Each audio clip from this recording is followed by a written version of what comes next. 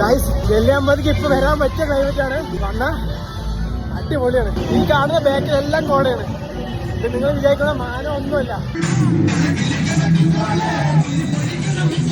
അങ്ങനെ ഞാൻ ഇവിടുന്ന് പോയി. മല കയറും തോറും കോട ഇങ്ങനെ കൂടിക്കൊണ്ടിരിക്കുകയായിരുന്നു. ആദ്യമായിട്ടാണ് എനിക്ക് ഇങ്ങനെ ഒരു അനുഭവം ഇവിടുന്ന് കിട്ടുന്നത്. ഞാൻ വന്ന ദിവസം നല്ല മഴയുള്ള ദിവസമായിരുന്നു. ഈ ഒരു ചങ്ങയാണെങ്കിൽ തിന്നൂല്ല തീറ്റിക്കൂല പറഞ്ഞ പോലെയാണ്. നമ്മളെ കടത്തി വിടുന്നില്ല, അയാളാണെങ്കിൽ പോണൂല്ല. ഇതെന്താണെന്ന് നിങ്ങൾക്ക് അറിയാലോ, ഞാൻ പറയേണ്ട ആവശ്യമൊന്നുമില്ലല്ലോ. ഈ തേയിലത്തോട്ടത്തിന്റെ ഇടയിൽ ഒരു കുഞ്ഞു വീട് കണ്ടോ? ആഹാ, നല്ല ഭംഗിയുണ്ടല്ലേ. ഞാനാണെങ്കിൽ ഒരു ആവേശത്തിൽ ഡാൻസും കളിച്ച് മഴയും കൊണ്ട് തല തുടയ്ക്കാൻ ഒരു വഴിയില്ലാത്ത ഒരു അവസ്ഥയിലാണ്. അങ്ങനെ നെല്ലിയാമ്പതിയുടെ മുകളിൽ എത്തി ഗൈസ്. ഞാൻ ഇങ്ങോട്ട് വരുമ്പോൾ തന്നെ എനിക്ക് ഇഷ്ടപ്പെട്ട കേക്കും ബിസ്ക്കറ്റും മേടിച്ചിട്ടാ വന്നേ. തണുപ്പൊക്കെ അല്ലേ, ഇതൊക്കെ കഴിക്കാൻ നല്ല അടിപൊളിയായിരിക്കും. ഇതിന്റെ മുകളിൽ എത്തിയപ്പോൾ മഴയും ഇല്ല കോടയും ഇല്ല.